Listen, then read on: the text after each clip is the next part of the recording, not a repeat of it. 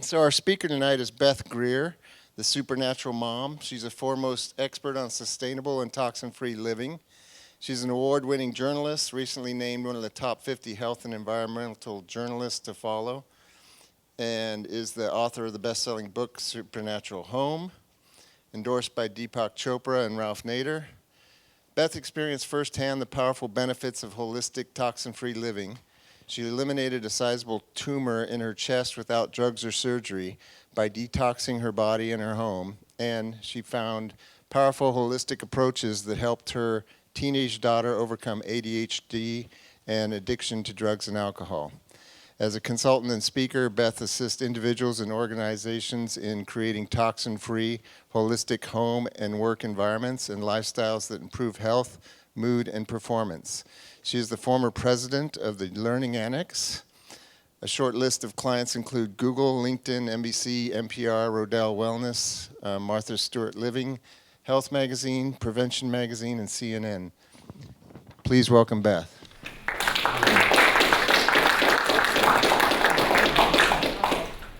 Hi. Can you all hear me? Oh, that sounds pretty good. Okay, good. Hey. Wow. Well, thanks for coming out, because I know it's holiday time and everyone's got parties, but this seems like a fun group and very educated. So I'm going to talk about my passion today, which is environmental health. And let me turn this on. Okay. So, hidden in plain sight. The invisible toxins in our everyday products, from what we're putting in our bodies, on our bodies, and surrounding ourselves with. That I think that, for the most part, it's missing in most medical practices. Would you agree? Most doctors are not asking you, like, what are you exposed to in your home? That's one of the reasons I like to go into people's homes and kind of check it out, because I'm always surprised. Like, people will say to me, oh, I eat all organic, and then I go in and I'll find popsicles in the freezer. Well, what are these doing here? Because they have artificial food dye, for example, colors. And they go, oh, I don't know how that got there. Or I remember going into another woman's home, and she, again, I eat all organic, and then I open up the fridge, and there's a jar of Skippy peanut butter. And I said, so what's this? You know, she goes, oh, that's for the dog. So anyway, after about a half an hour, she sort of sidles up to me and she says, I have a confession to make. It's not for the dog. It's for my child, but my child doesn't like the texture of organic peanut butter. So then I had to explain to her, you know, what's going on in Skippy peanut butter.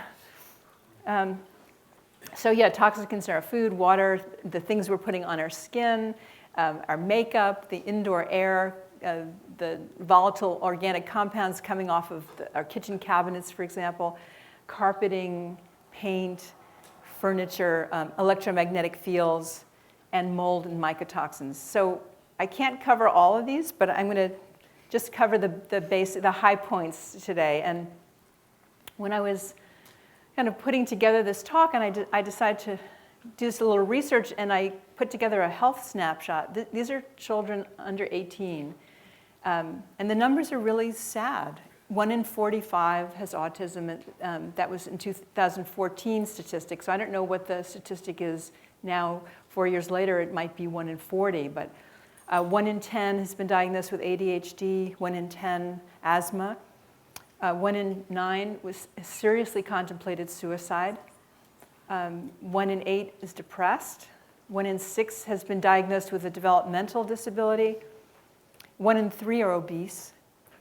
I talk to pediatricians, and they tell me that their practice now, obesity is the big thing. Like, so many children are obese, and the boys are developing breasts. So 40% of these children have food allergies. That was a 2016 report. And in the past 10 years, colitis has tripled, diabetes has quadrupled, Crohn's disease. I didn't think a child could get Crohn's disease, up 79%.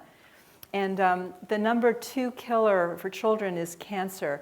The number 1 is still falls, but the number 2 killer cancer, and the type of cancers are leukemia and brain tumors. And it just makes me wonder about the cell phone, you know, whether the brain tumors are coming from the cell phones.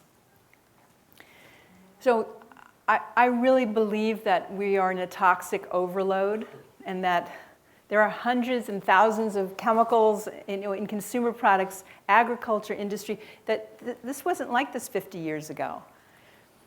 You can all relate, right? I mean, when you were growing up, we didn't see, first of all, do you remember like how many people, your friends, had cancer, or your parents' friends? None, right? Or, I just remember one person had cancer, and it was always whispered. And now it's like, it seems to be a club that everybody has been impacted. So I really believe that good health starts in our homes. And the reason I say that is because it's now 17 years ago. I thought I was leading a healthy lifestyle. I ate well, I exercised, I watched my weight, I didn't smoke. And I even had a meditation practice where in my business I would call everybody in to my office at 4 o'clock in the afternoon, and we'd all sit and meditate. And so I was diagnosed with this giant tumor in my chest. First I was experiencing pain in my shoulder, and I went to the chiropractor, and after 5 sessions, the pain was getting worse. And he said, you probably have a herniated disc.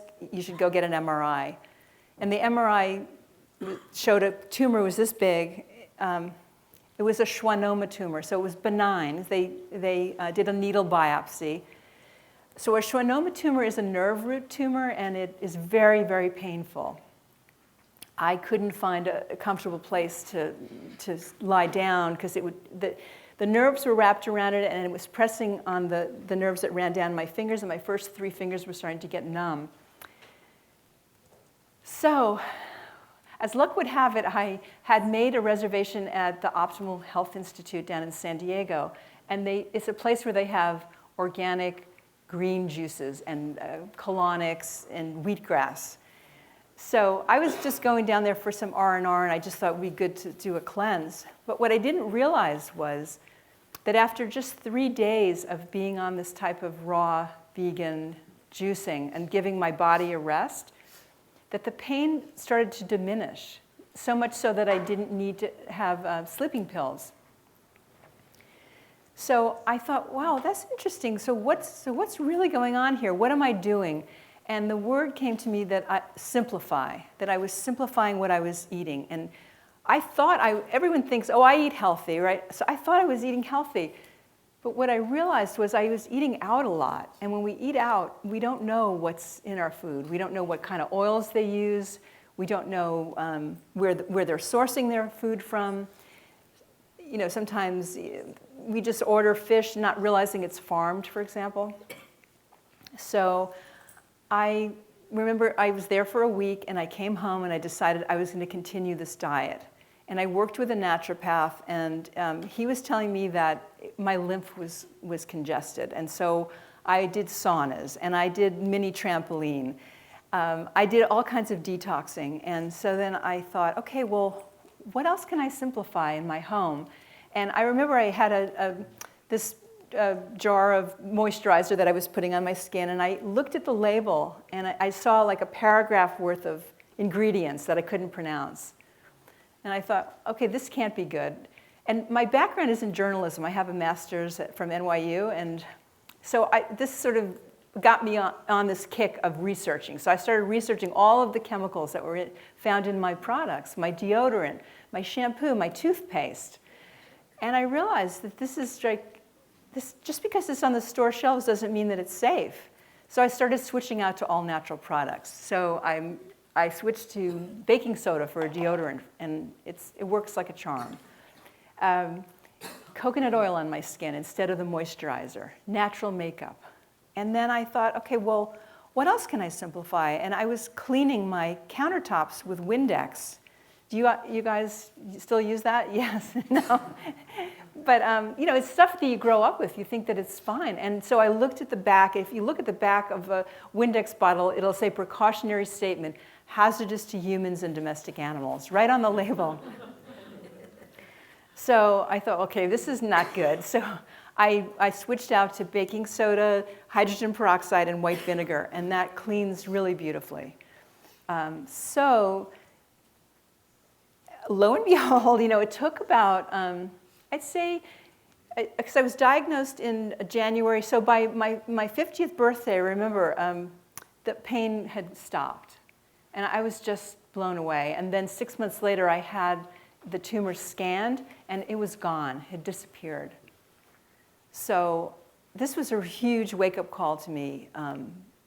Sometimes it takes a health crisis to kind of wake us up. Can you relate to that? Right. So I sold my business. I was running the Learning Annex with my husband at the time, and I just decided that this was going to be my new life's mission, to let people know, don't wait until you get sick to make small changes. Start to make them now. They're simple. And so I started writing for the San Francisco Chronicle. I had a column called The Natural Home. And I remember, I'd write a piece about makeup, and I'd talk about that there's mercury in your mascara. Then they'd email me, we're getting all these letters. Who's Beth Greer? She's not a scientist. There's nothing wrong with mercury in your mascara, right? And then I'd write about flame retardants. And again, they'd have some people, all these letters were coming in. So the Chronicle said, we're sorry, we can't have you write a column anymore. We don't have the manpower to answer all the letters. So I took all of my research and I put together a book proposal, and Rodale published it. It was in 2009. And it was, I'm very proud of it. It was endorsed by Deepak Chopra, Ralph Nader, Dr. Joseph Mercola. And I have it, it's in 3 parts: what goes in us, what goes on us, and what surrounds us. And I have, it's information, but it's also solutions, because I'm really all about solutions. What do we do? What are the things? 'Cause otherwise, it's just doom and gloom.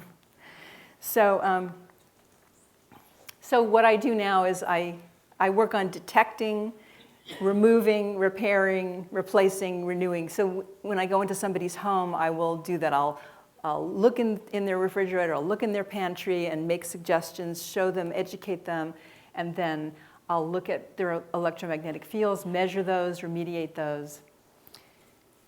So I'm going to talk about in, on, and surrounds, and it's a big topic, and there's a lot of information, but I want to sort of keep this to a manageable kind of information so you don't get overloaded.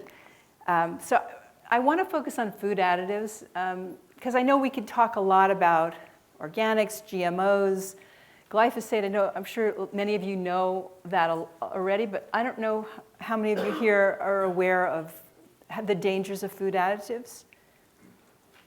Yes, some of you. So I want to just tell you some case studies. So this was this little boy. He was living in Chicago, Evan, 7 years old. He was diagnosed with ADHD. So he had temper tantrums, he was hyperactive, he had depression and anxiety, and very, very low stress tolerance. They put him on Concerta. And what I found was, when I went to his home, he had there was nothing organic, and lots of things with food dyes and preservatives and additives. So food dyes are made from petroleum and coal tar. Did you know that? That's really disturbing. So, and it's found in so many of our products, especially processed foods. And in Europe, they have a warning label now. It says here's the warning label: products with, in particular, yellow 5, which is very toxic. It's called tartrazine. Different than atrazine. It's tartrazine, red 40, and some other dyes. They have a label that says may have an adverse effect on activity and attention in children. Because what happened is, in Europe, they did a study on kids, and they gave them a certain amount of milligrams of food dyes, and they became hyperactive. These were normal kids, temper tantrums. So, for example, in McDonald's in the UK, their strawberry sundae is colored with fresh strawberries. Here they use red dye 40. Fanta orange soda they use carrots and pumpkin extract. And here they're using, again, red dye 40 and yellow dye. So this was Evan's lunch. I remember we went to the Chicago Children's Museum, and I just thought, it's a children's museum, they'll have healthy food. Wrong. So he ordered macaroni and cheese and a bag of Skittles and some orange soda. So you know that the macaroni and cheese is colored with this food dye, and the Skittles, we can only imagine how many food dyes are in that one, and the orange soda. So, I mean, I could count it on my watch, within 15 minutes after he ate, meltdown. He had a meltdown. And I was trying to explain it to his parents that the food is having an impact. It took a while to educate them, but he was also taking Claritin, again, colored with artificial food dyes. And they had these popsicles in the freezer, right? So this poor child, so what we did was, I'm sorry? Oh, so what we did was we got rid of the, that's right, the other thing that he had, okay, so was bread that, so it had 100% whole wheat on it. And so the mom thought, well, this is a good thing. But what she didn't realize was it contained calcium propionate, which is a preservative, and it causes, in animal studies, ADHD behavior in rats. So if you look at this, I mean, I grew up on Pepperidge Farm. Let's see, here's the thing. It's got calcium propionate to retard spoilage, and then it's got here, partially produced with genetic engineering. So I don't know when they started doing that, but that's kind of disturbing. And plus the fact that in a whole wheat bread, well, this is Hardy White, but if they're using enriched wheat flour. So I don't know if you're all aware that non-organic wheat is sprayed with glyphosate as a desiccant to dry it. So if you're having wheat, like Wheaties, wheat bread, bagels, all that stuff, not organic, you're getting a big dose of glyphosate.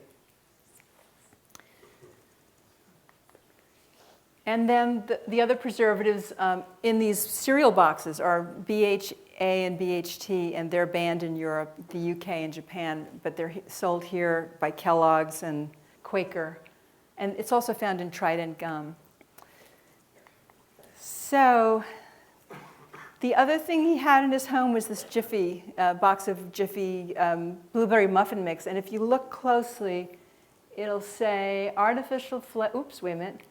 It says artificially flavored with imitation blueberries. So imitation blueberry, like what could that be? So they're made with hydrogenated oil, which is partially hydrogenated oil, which is a trans fat. And you're rolling your eyes, but this mom thought, well, this is what, she buys it at the store, and it's, why wouldn't it be safe if they're selling it at her grocery store? But so, an easy, safe alternative would be to make your own with fresh, real blueberries. And then he was drinking Gatorade. Now, I know that many people need electrolytes if you're an athlete and need, but most of us are drinking the stuff. Who here is drinking Gatorade? I see someone right. So, but are you really like super athletic? Okay, so you're probably allowed, but the rest of us, it's got all these colors in it, and the lemon lime flavor has yellow number 5, which again is very toxic. So some safe alternatives would be coconut water, get some Perrier with some fresh lemon or lime or oranges, like that. So this is my recommendation for them. Put him on the Feingold diet. You're all familiar with that? Because Feingold was, there's a link between artificial colors and flavors and ADHD. So he was on the diet for 5 weeks, and he was improved dramatically, the mom told me, and off Concerta. So, yeah, other recommendations. Eating organic is really key. Do you all agree? Is anyone here not eating organic food and think that's okay? No, not always. Not always, okay. So pesticides were designed to destroy the nervous system of bugs. And so you got to think about what is it doing to our nervous system. And our bugs. I'm sorry? And our bugs. And our bugs, right? That's right. So we can talk afterwards, but And then, of course, genetically modified foods are a real problem for health. And glyphosate, which is the chemical found in Roundup, and it's an herbicide linked to cancer by scientists and the World Health Organization. And I'm wondering, is it behind the rising chronic disease of gut neuroimmune gut inflammation? Many scientists are saying yes, it is.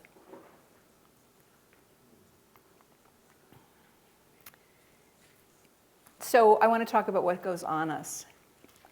So should we save the questions to the end? Is that? If you want to do it, I can bring a mic out. Before we go on to on, should we talk about any questions about what goes in us? Hello. Hi. Recently at my community, I found out that they were spraying glyphosate on the plants, right? So I was the person that pretty much, raised my hand and said, I don't want this sprayed in my community, right? But then I go and I talk to the guys that are responsible for taking care of the lawn, and he tells me, like, yeah, we're not going to spray glyphosate anymore, but we're gonna start to spray this organic what do you call it, pesticide or whatever, organic version, right? But his kind of response was like, well, so far, yes, in San Francisco there was a case that was won by some person that got cancer, right? Mm-hmm. But he's kind of saying, like, his feeling is like the organic version will, yes, it's not proven yet that it will cause cancer, but the organic version also has things that are probably not good for us either. So is it better to, I guess probably the best version is for us to have our own lawn and not spray anything on it, and us pick up the weeds by hand, right? And well, I think some of the organic, the garden that I have is made with, it's maintained with organic products, so it's totally possible. But good for you for speaking up about glyphosate, because it's really toxic. It is destroying our gut bacteria. Yeah. I think since it's known that it's an issue, I'd like to see what we can do to remove it, right? Because right. I know in Marin County they're stopping it in different areas. I just found out that in the Northgate Mall they stopped spraying. But it's like all the lawns that you can think of are probably being sprayed with it because it's cheaper and it's the most effective to get rid of the weeds. Right. Well, so it's about education. Yeah.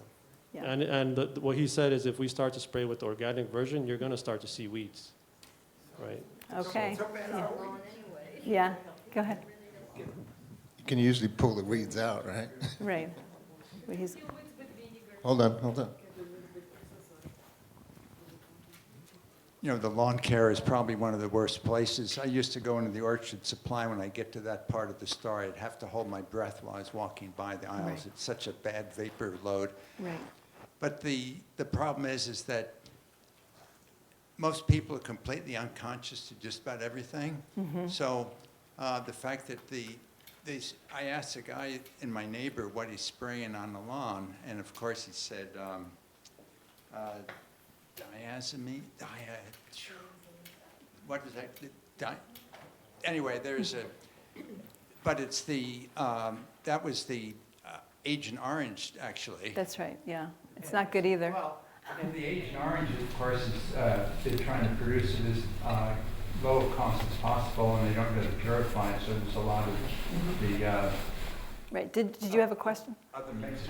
I was going to say, on your food, you did mention on the food, you didn't mention the dangers of the polyunsaturated fats. Right. As I'm saying, I'm trying to keep it simple, but yes, definitely polyunsaturated. It would be one of the things that would be on the list, because the polyunsaturated fats combined with the iron, and it's one of the causes of the type 2 diabetes. Not the only cause, but there's a lot of contributing factors. Right. So you got to really be careful of those fats. Right. I remember I went into a woman's, I've been getting referrals from doctors, and this doctor asked me to go into this young woman's home, and she said, don't talk about food, just talk about her personal care products and her household cleaners. But I saw this big bottle of Wesson oil on her counter, and I couldn't help myself. I said, I told the doctor I wouldn't talk about food, but are you using this every day? She said, yeah. It was a giant, a gallon jug, and she was cooking with it every day, and she has breast cancer. So, yeah. Yes. What kind of oil? It was Wesson. It was vegetable oil. Yes. I understand. A mic? Why don't you, Oh, please go on with your presentation until we get the mic fixed. okay. Sure. Okay, so let's, here we go. It's not on yet. Is it on? Hello? So, Is that on? okay, last question, then I want to go on. I understand just because it says organic, there are now like different definitions of organic and Yes. they're trying to water it down. So Right. how do you know? If it says 100% organic, FDA organic certified, it's a better shot. It only needs to be 70% organic, though, to be called organic.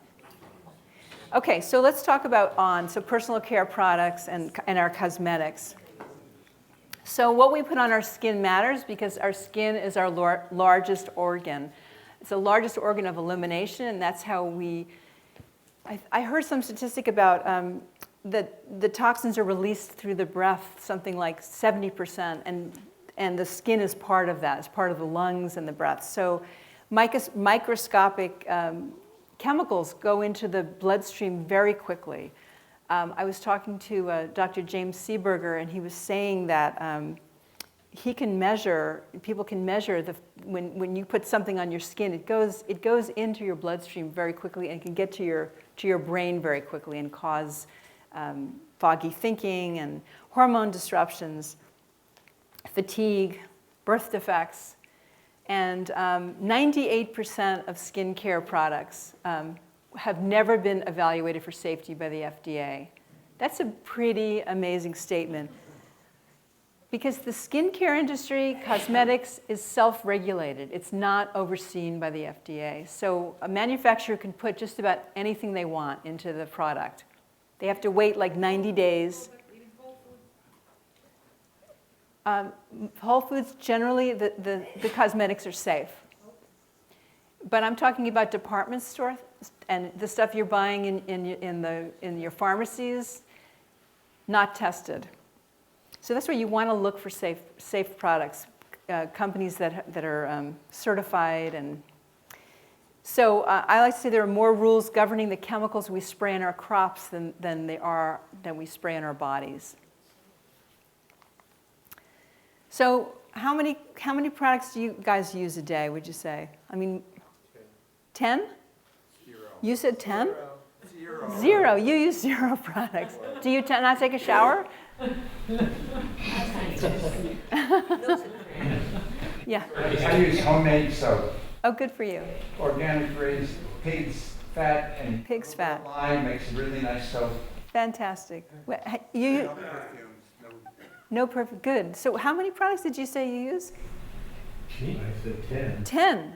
Okay, that's interesting because usually men use less products than women. But Counting like laundry soap and no, I'm talking about stuff that we're putting on our skin. Well, goes on your clothes. it goes on your clothes and goes on your skin. Okay. Well, yeah, average person is 15 products a day. And so we really don't know what happens when we're exposed to all these different minute amounts of synthetic chemicals.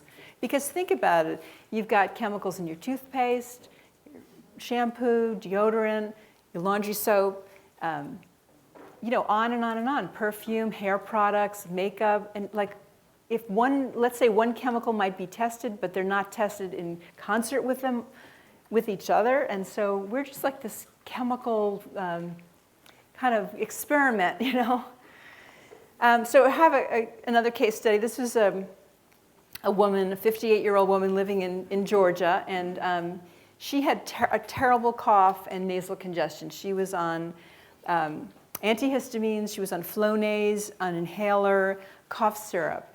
And so in addition to the scented products, she had an excessive amount of scented products. Like I walked into her bedroom, and I was overcome with a smell, a sweet smell. And I go, wow, like, what have you got in here? She couldn't smell it anymore. She said, I don't smell anything, because she used so much scent. And also the humidity, like the humidity in a home should be less than 50%. Hers was at 60%. So that can cause mold. It's not healthy to have a high humidity. So she had perfumes. She had, the deodorant, lipsticks, everything had a smell to it. And she was just unaware of it. Her laundry detergent had scent in it as well. Also, there's fragrance in feminine deodorants and feminine tampons and pads.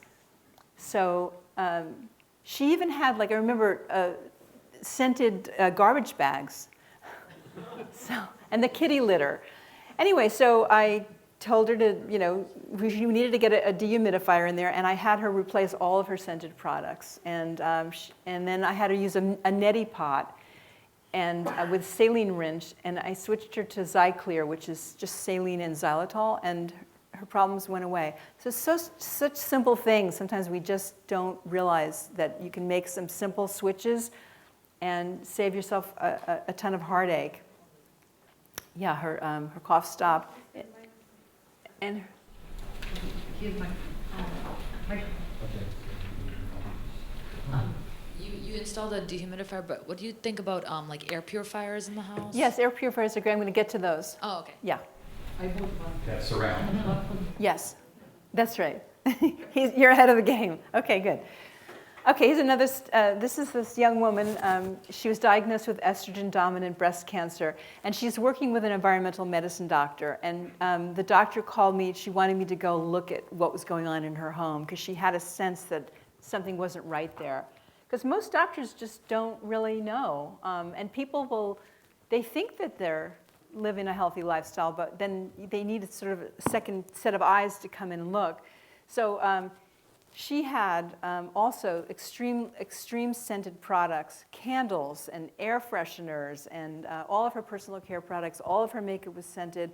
She had toxic household cleaners, Clorox wipes. So just so you guys know that many cosmetics and personal care products contain these three things: phthalates. So the phthalates make fragrances last longer. So if you've ever been in an elevator with someone who comes in wearing perfume, and then when they leave, their scent is still there, that's the phthalates that are doing it. It's found in nail polish so that the nail polish doesn't chip, and it's found in mascara to keep it from running.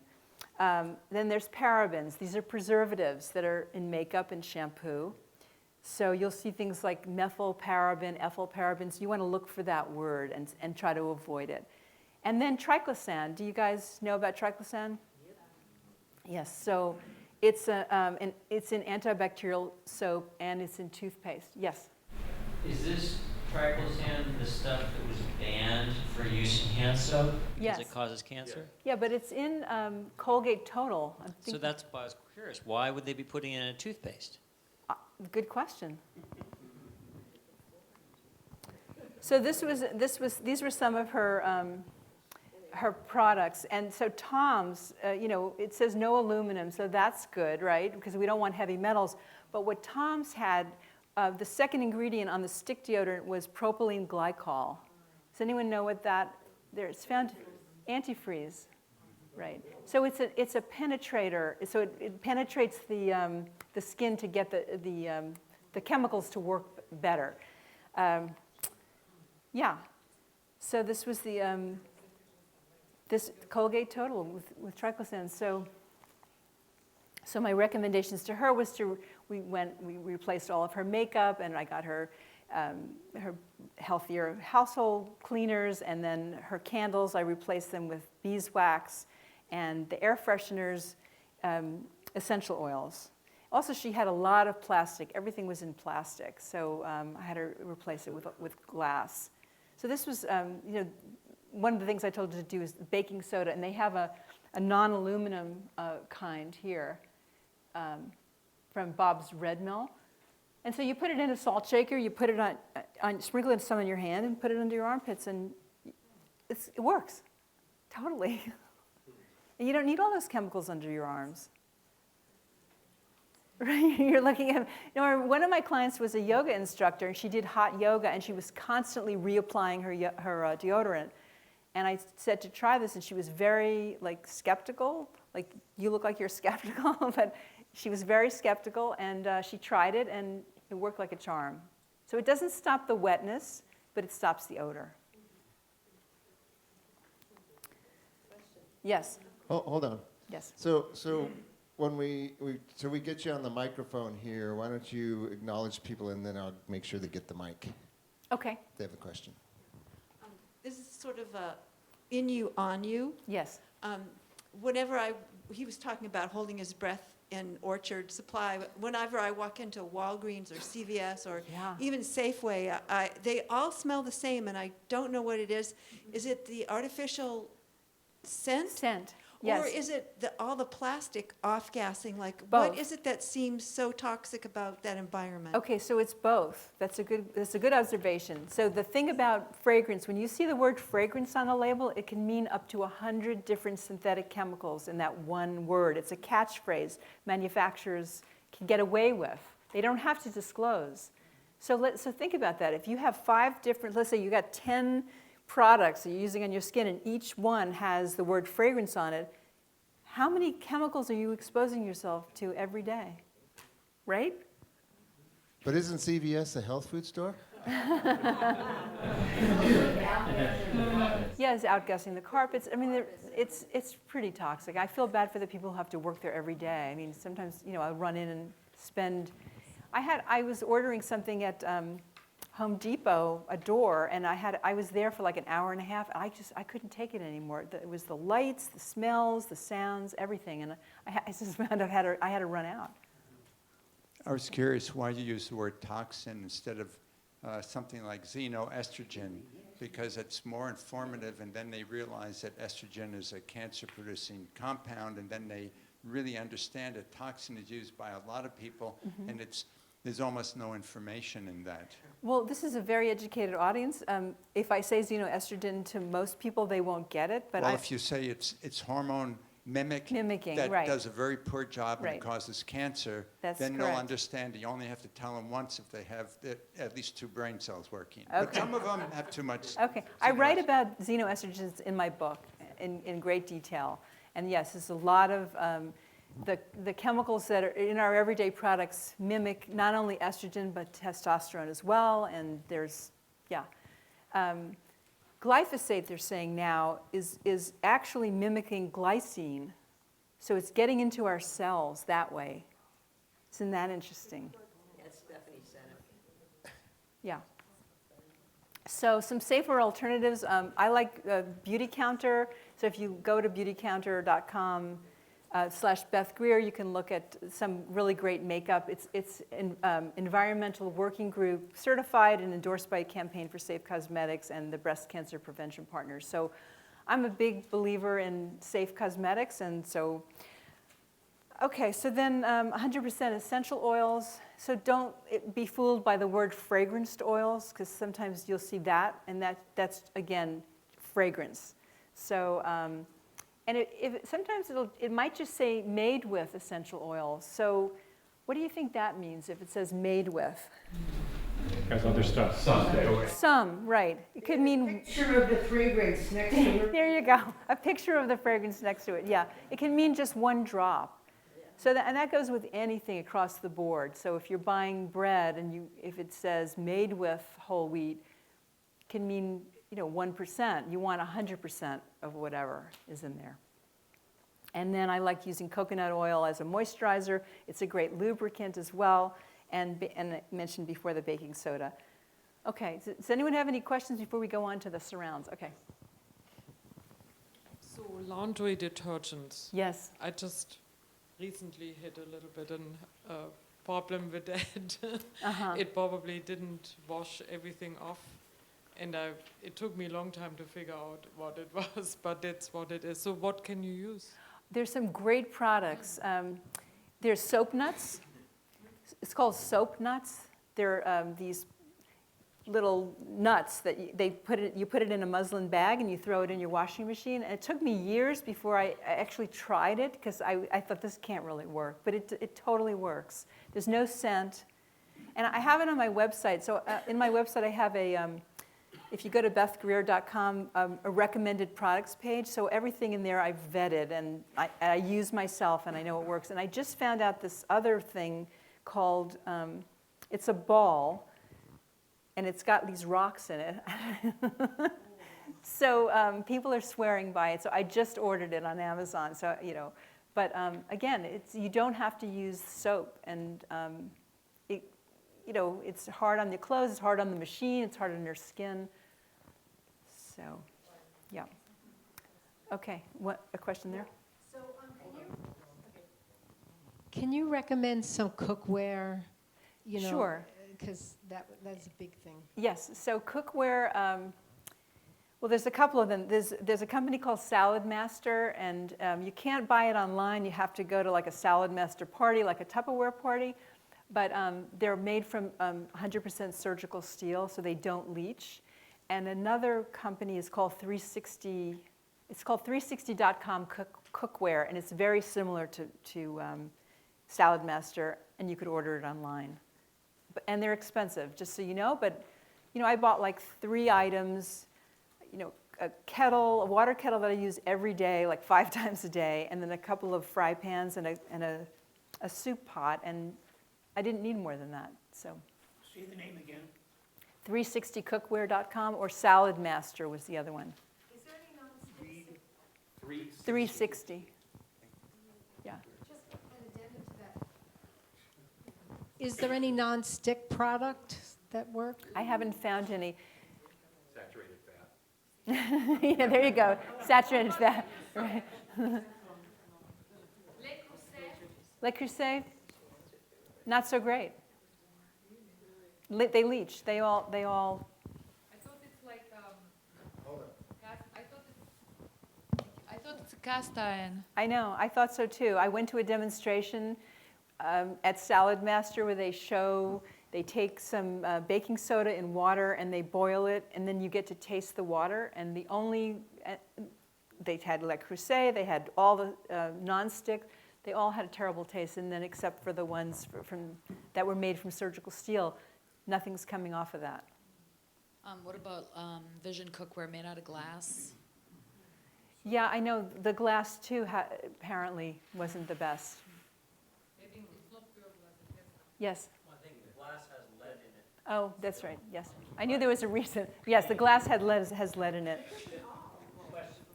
Question is, what about ceramic surface? Same thing, it's glass.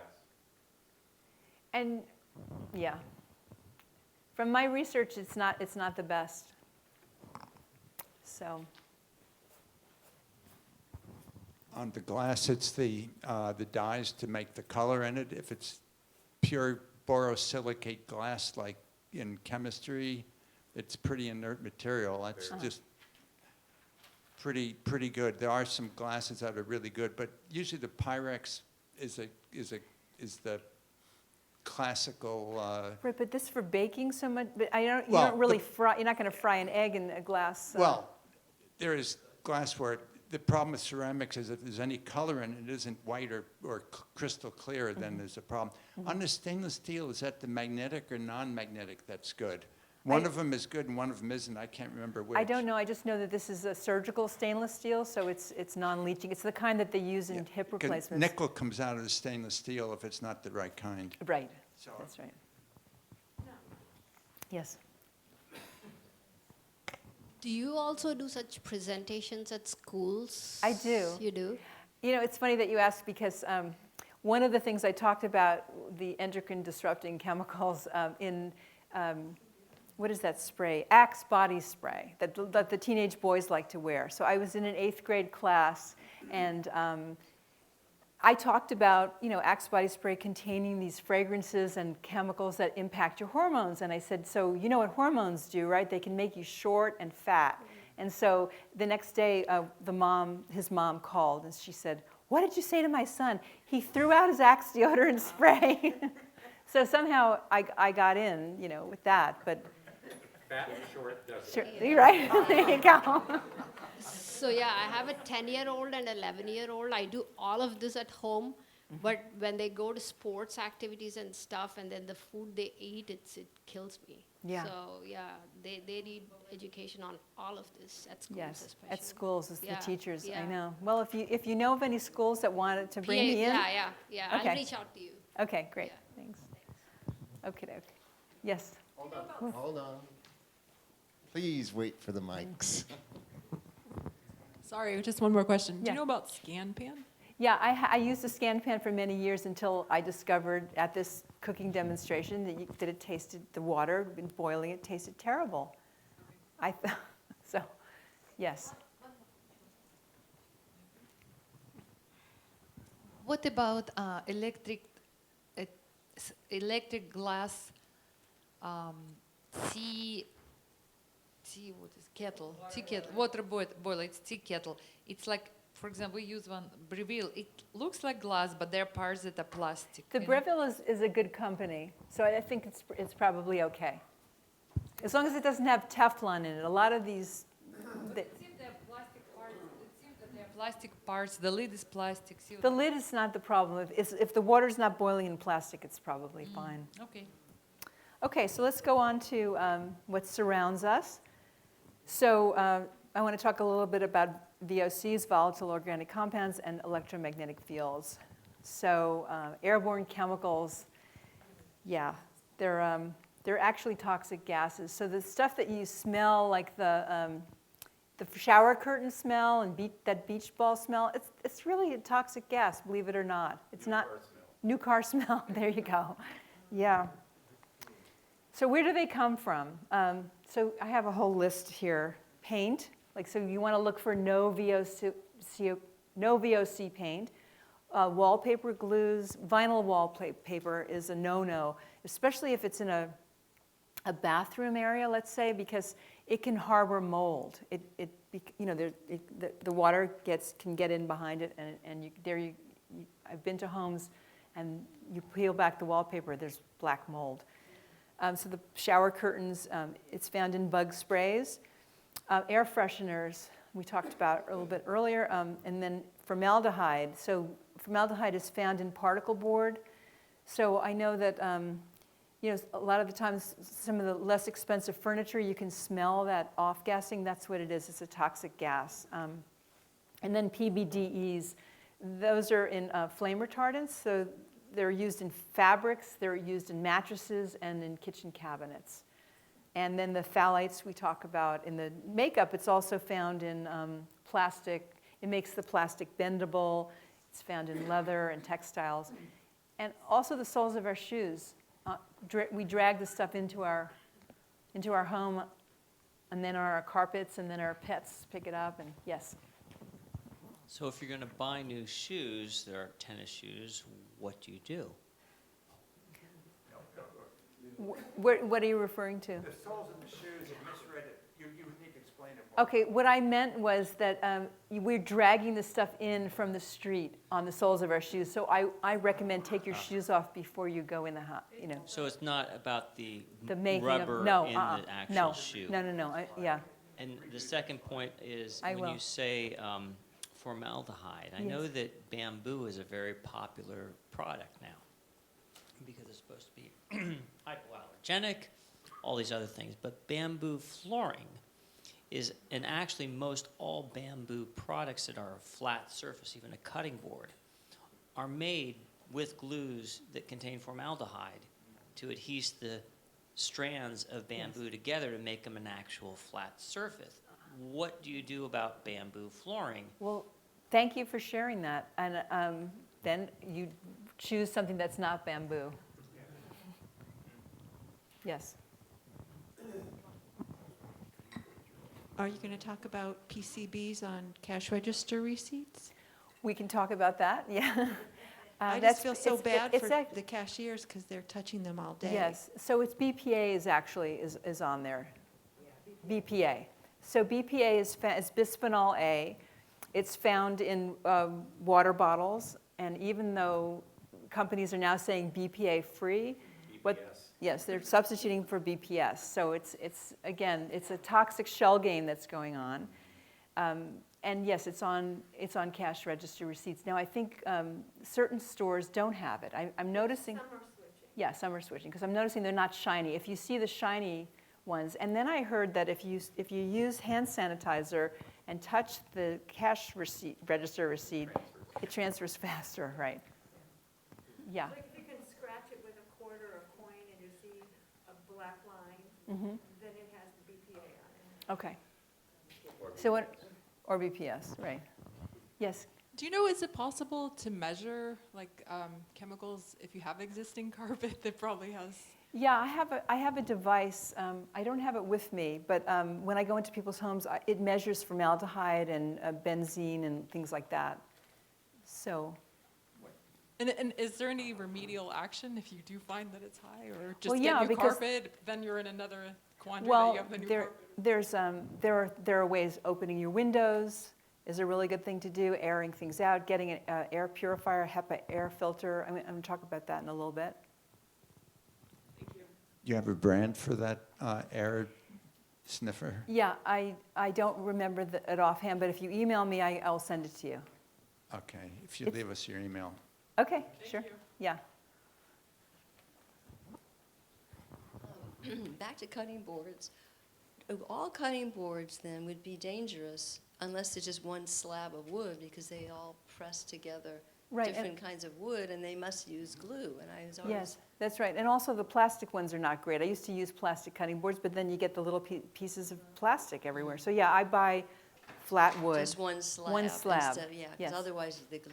Right. Good. Great questions, everybody. Okay.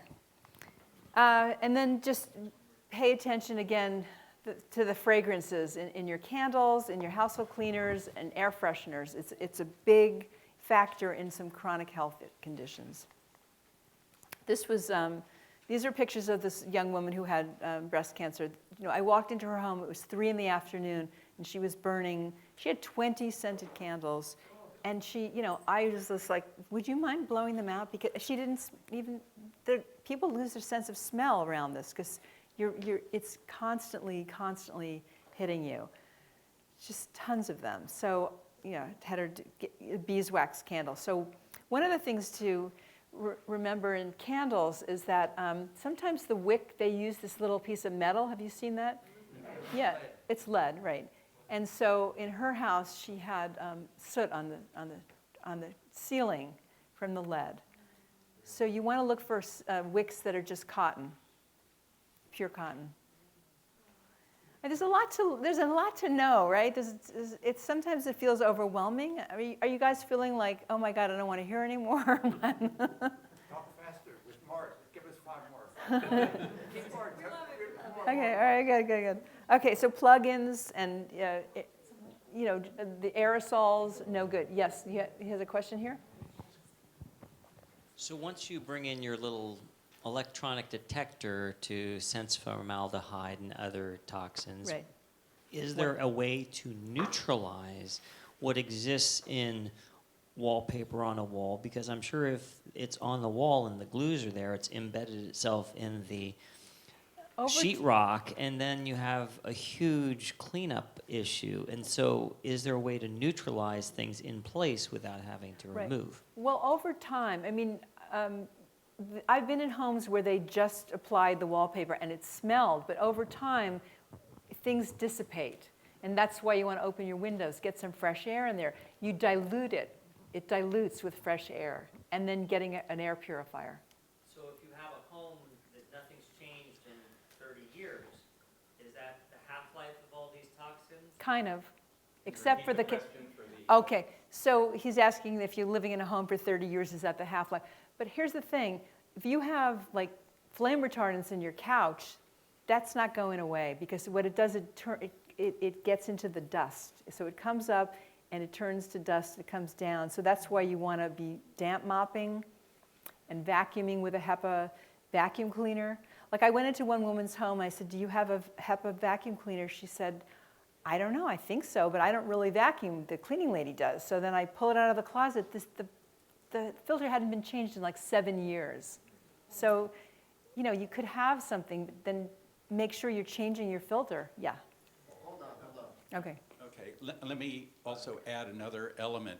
There is a way to drastically drop volatile emissions throughout your entire house, and that is with an ozone generator. You can take all the plants out, all the animals out, fire up your furnace, heat your house, run the ducts, run the furnace, and turn on the ozone generator, and just fill your house with ozone, and it'll age all your plastics, it'll age your fabrics, it'll age your paint. So it'll speed up that process. So if you paint your house and you smell it when you come in from the outside, there's still all these volatiles in there, and you could ozone your house to drop that down. And you can also do that with a new car smell. Okay, you just don't want to be in the house when the ozone's running because it's dangerous. Yes. Don't, yeah. Hold on.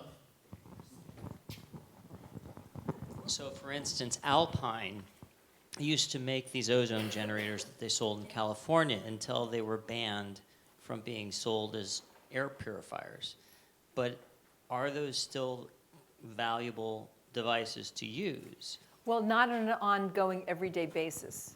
But like this gentleman said, if you want to blast your house with it, if you've just been hit with all these volatile organic compounds from paint or whatever. Yeah, you don't want to use a daily ozone generator. Any ozone you breathe is likely to be a problem, even from an ionizer that has the wrong voltage. Right. But an industrial ozone generator will generate enough ozone to kill you 10 times over. So that's what you use. And you empty the house out, and you leave the house embedded in ozone, and then you walk in, open a window and a door, and leave, so that all the ozone bleeds out. Then it's safe to go into the house. So you're talking about ozone levels that are very, very high. That attacks all the volatiles in your walls, in your sheetrock, underneath your carpet. It'll go into your bedding, underneath your bed, goes through the ductwork in your house. Everywhere that there's air, the ozone goes and fries things. And it'll also attack mold, mildew. Right. Well, I did speak to someone whose doctor had suggested that she do this for mold, and she said it didn't work. So, I mean, I don't know how effective it is, but yeah. Here's a quick question on Inu. So are you saying that the fragrances and the scented things are the #1 cause of the increase that we see in cancer in people? No, I'm not saying that. I'm saying it contributes to chronic illness like asthma, coughs, sinusitis, headaches. It's a trigger for those things. Okay. What would you say is the #1 for the cancer that we see? Because there is an increase. There's so many. I go to so many conferences, and all these doctors have different things to say. But I know that glyphosate is up there.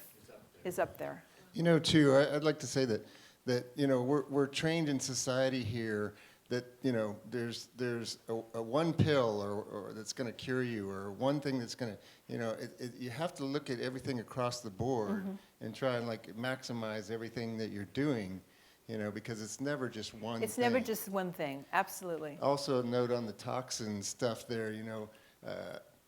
My mentor gave the analogy of a teeter-totter, and we're all biochemically different, but if you build up enough toxins, how far is it before you tip the scale where you start having a symptom that people can diagnose? Right. And so what I notice is that when people, it's called a body burden, when you get an overabundance of toxins built up in your liver, for example, you don't detox, and then people have become hypersensitive to EMFs, to fragrance, to light, to sound.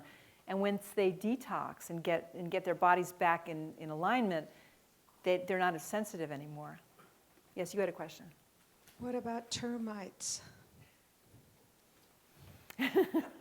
I think I wrote something in my book, but there was a company, trying to remember the name of them. They use non-toxic. Orange oil. Orange oil? It's not non-toxic. For termites? You can get it. It's not non-toxic. They say it is, but it's not true. Okay, but there are companies out there that will get rid of termites, and they're not going to fog your house with some awful thing. Yeah. Can you buy furniture without this flame retardant Yes. sprayed? Now in California, I think it was last year, in 2017, they passed a law that says that now we can request no flame retardants. And so the rest of the country is sort of falling in line with that. So they're slowly phasing it out. Okay. Okay, so here's some safe alternatives for fragrances. Potpourri. Make sure it doesn't say fragranced potpourri. You want just naturally scented with essential oils.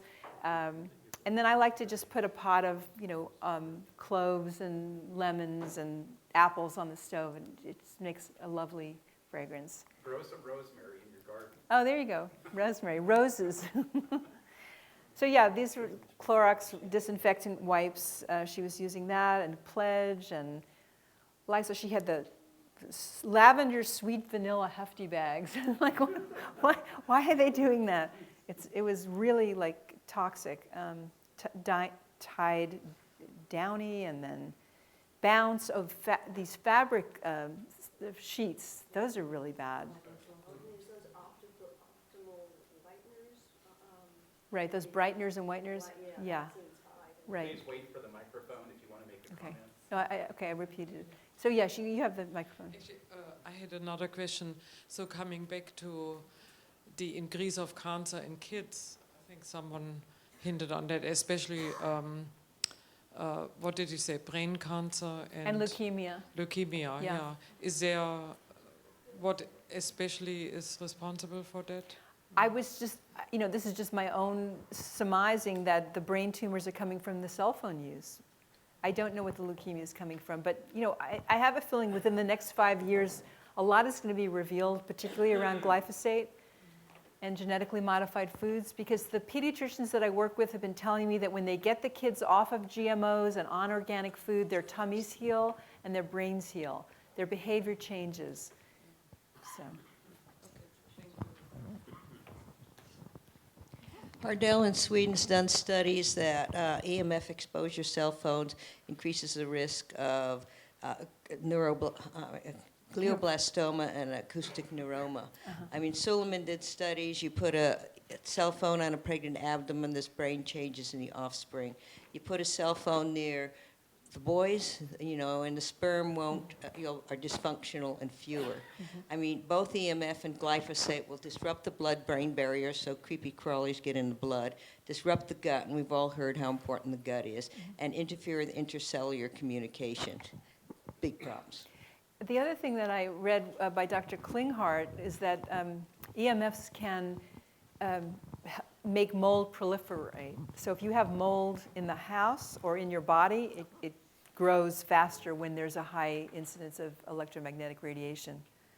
Can I add also that we have to be very vigilant about these kinds of things, because one of the places that you can find methylparaben and propylparaben is in liquid vitamin and liquid nutritional products. Yes. Yeah. And food dyes. Yes. Yeah. I'm encouraged to hear you say that the pediatricians that you work with support what you're doing. Can you talk about that? Because I'd like to know how receptive they are, how you find pediatricians or other physicians to work with, how you develop that relationship. Right. It's taken me a while, but I'm noticing the ones that are sort of more alternative and holistic are the ones who are embracing what I'm doing, and so that's who they are. The people who are, prescribing belladonna, a homeopathic for fever, for example. The traditional ones I haven't even approached. So, yeah. So do they ever approach you, or how do you?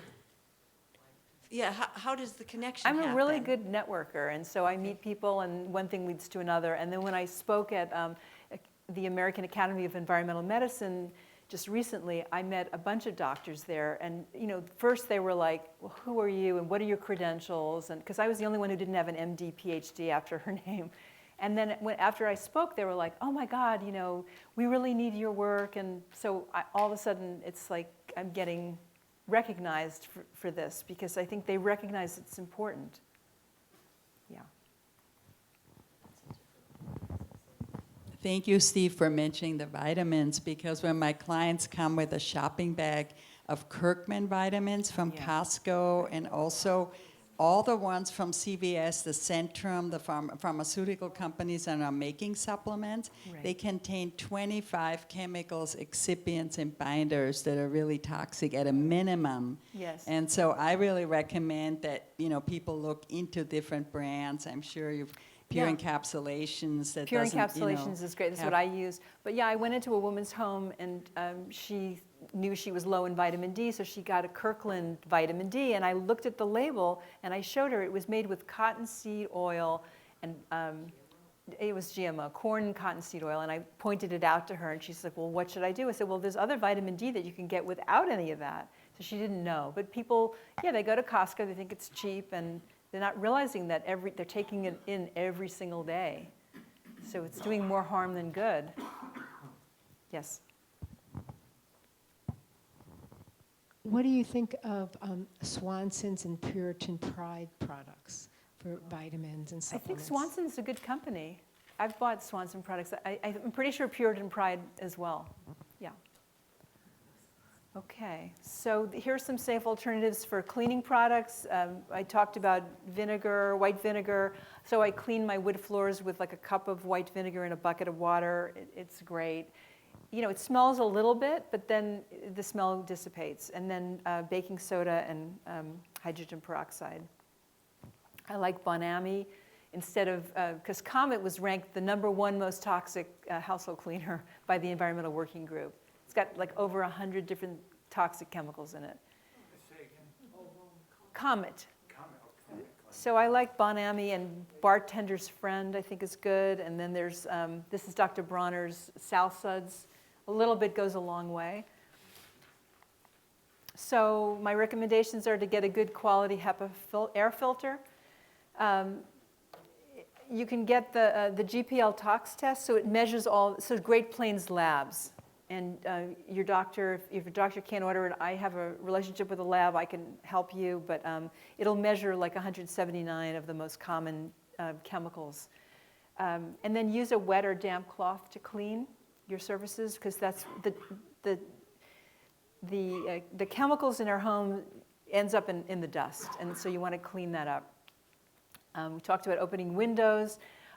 It was recommended to me to run an exhaust fan to dilute the airborne toxicants. So maybe once a day to kind of run your stove fan. And I know that I have a gas stove, and I'm now turning on the fan every time I'm cooking because I can smell it just a little bit, and I just don't like the idea of getting that in my body. And then you can test for PCBs. Somebody was asking me about that. So the EPA.gov has details on how to test for PCBs in your home.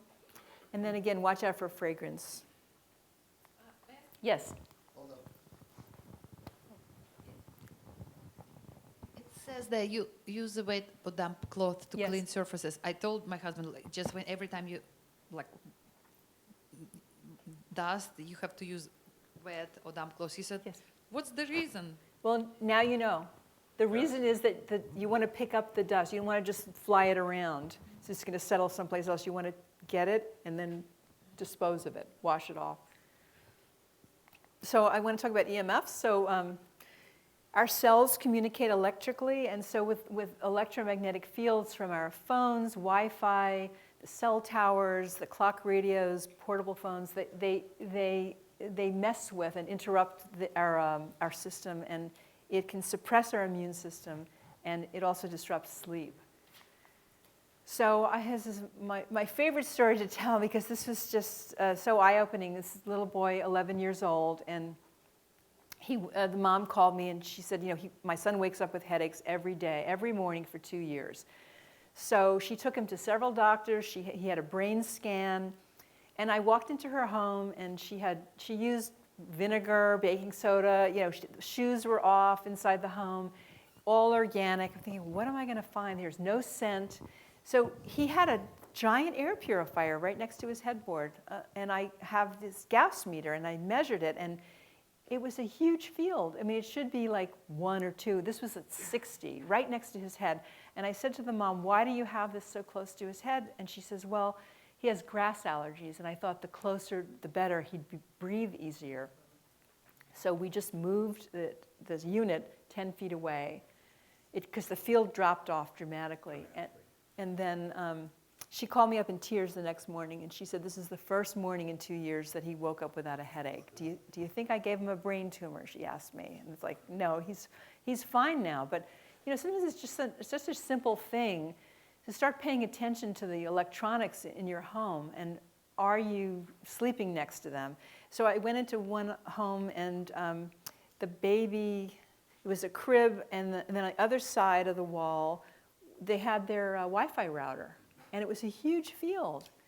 So I told her, I want you to move the crib. Didn't want to move the crib because it had a little nook here, and it wasn't going to look good in the room. But anyway, she finally did. Because, I showed her how high the field was, and her child was having issues. So there was another home I went into, and again, the child wasn't sleeping. And this time it was just the whole area right by the crib. There was a very high field. And I asked her what's on the other side, and it was the garage, and she had a refrigerator, and the motor of the refrigerator was just beaming right into the crib. So we moved the crib across the way, and problem solved. So yeah, so headaches gone. So then microwave. Do you guys use microwaves? Oh, I just went through what I. This is what I this is just bullet pointing my story. So microwaves, do you guys use them? Yep. You do? Okay. So do you stand back? Stand next to I was going to say, don't stand next to it. Okay, so every microwave I've ever measured leaks. Yeah. And I also tell women who are pumping not to use the microwave for their breast milk. Right. That's good. Don't use the microwave for your breast milk, this gentleman said. Yes, you have a question. Yeah, with the microwave oven, my son did a science fair project many, many years ago, and we built a little radiation detector, and we went through a store that had microwave ovens down both walls, and every one we looked at leaked a noticeable amount, and except one brand. Oh. It was a Sharp brand, but if you get one, you got to get one of the same vintage years. I see. And I asked the guy, you have the best microwave ovens at a conference, and he said, well, we don't want to advertise that they're safe because we don't want to wreck the industry for everybody else. But well, for what it's worth, if you're going to use a microwave, stand very far away from it. Don't ever look in the window while it's cooking. Yeah, so I went into a woman's home, and she had a galley kitchen. It was very small, and the kids would come home after school, and she'd put popcorn in or cookies, and they had their faces pressed up against it. So I showed her with my meter how far they had to stand back, and they had to stand back outside. They had to move away from the kitchen. She was heating her tea water like 4 or 5 times a day and standing right next to it. So I explained to her that it vibrates the water molecules, and we are mostly water. So when you get close to it, it's going to be vibrating our water molecules. The thing that we did notice was if the door moved at all, if you push on the door at all, and if it moves at all when you do it, the latch is loose and it's leaking unnecessarily high amounts, huge amounts. So I went into another woman's home, and she had, I've only measured microwaves from the front door because usually they're set back. Her microwave was in a center island, and what was fascinating was she had her little baby in this little chair on the island. The field coming from the back of the microwave was more intense than coming Was from that the microwave at 2.5 gigahertz, or is it the magnetic field from the motor? There's a stirring motor in there, a fan also. And all I know is it was much stronger behind than it was. What is the electric field meter you're using? A Gauss meter. It measures and milligauss. What frequency is it sensitive to? Is it 60 hertz, or the normal? Yeah. Because that's different than the microwave detector. If you're picking something from a microwave oven, you're picking up the magnetic from the motor, or the magnetron has a transformer for it or something. Right. Okay, and yes, you had a question? Just a comment. Microwaves were discovered in a science lab when a guy had a Hershey bar in his pocket and he noticed that it was melting. And Oh. that's because of that they came up with a microwave oven. Wow. I don't remember what year, but it was like in the 60s. Long time ago. How about the induction cooktop? I think that's okay. That's okay. I mean, it does, yeah. Yeah. And this woman had a question. I know it's recommended not to keep your cell phone, you know, in your bedroom and things like that. Is it even better to do you recommend turning off the Wi-Fi and the router? Yeah, at I was night? going to talk about that next. Yes. Okay. So, wait, one more question. Yeah. Okay. So, so I wanted to talk a little bit about dirty electricity. So I use a Stetzer meter to measure the. So there's 3 types of electromagnetic fields. So there's RF frequency, and then the things in our clock radios that I measure with Gauss meter and the cordless phones. But then there's the electricity in our walls, the wiring.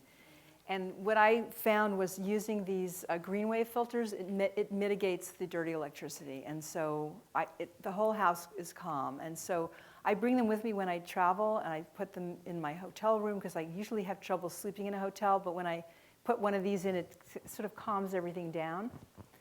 So I like them. That's just green wave. Well, yeah, either one. But I like the Stetzer meter and then the green wave filters. And I have information on these on my website as well. So, yeah, remove electrical equipment from your bedroom. Yes, shut the Wi-Fi off at night. I unplug it. In the whole house? Or just from the bedroom? Or? Well, you usually have one router, so that's the one you want to unplug. If you have 2, then I would unplug both. And then check. So some people, I can't get the fields down low enough, and then we have them shut off the circuit breaker to the bedroom. And that sort of quiets everything down. I've been to homes where someone will be sleeping with a laptop under their bed on because they might wake up in the middle of the night and want to write something down. It's like, hello, use a pencil and paper, you know. So, and then check what's on the other side of your walls and then consider giving up the microwave, I think. But anyway, you had a question. Yeah, I interviewed Swiss farmers, and they all got sick when the cell towers went in. And then there's this guy, Ibrahim, that went in, and with biogeometry, the farmers, their plants and their animals got sick. Their animals and plants got sick as well. I mean, you can also get Ethernet, so you can wire your computer. That's true. And, yeah. There's, I'm investigating these dots. Anyway, I haven't got them yet. I've just ordered them, but they apparently changed how we react to the field. Yes. So I think this is like the new technology that's coming. I'm very encouraged about it. I know they have it in Europe. So I think there's hope. We've got several people in this country that make it. There's Gia with Dr. Selman. There's Dr. Plurd that's making some. Also interviewed Stephen Sinatra, who's a cardiologist. His son got sick and lost half of his weight, almost died. Got better, came home, same thing happened again. There was a Wi-Fi router right on the other side of his bed, and his son almost died. Right. It's just so simple stuff. So when you go home, look around. What's on the other side of your bedroom, where you're sleeping? What's behind your headboard, you know? Yes? One of the things, I'm from Europe originally, that I heard there from the studies is that, you know, I use a stylus. I never touch the tablet or the phone because I can feel the incredible intensity of the frequency going into every cell. So the Europeans, you know, did some studies on that, how when you're touching, you know, because we touch the phone, the text, and to look anything up. But I could personally feel it. So, you know, you can get a stylus anywhere and just touch whatever tablet That's a good idea. device with But a stylus. But you still have to hold it. You don't hold the phone with your one hand while you're doing that? The stylus, yes. definitely. No, with your the phone. You're not holding the phone. Yeah, yeah. Sometimes, usually I don't, but I mean, there's one of the things that the Germans have a lot more devices too that are more accurate for. Yes.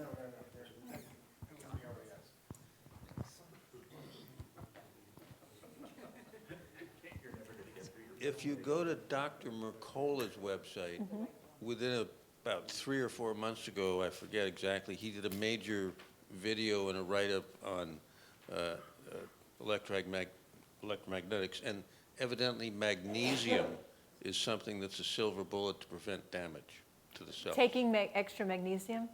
Yeah, and Dr. Mercola has Okay. a big piece up on his website Oh, about good. Yeah, he endorsed my book, so I like him. But yeah, thank you. That's a good advice.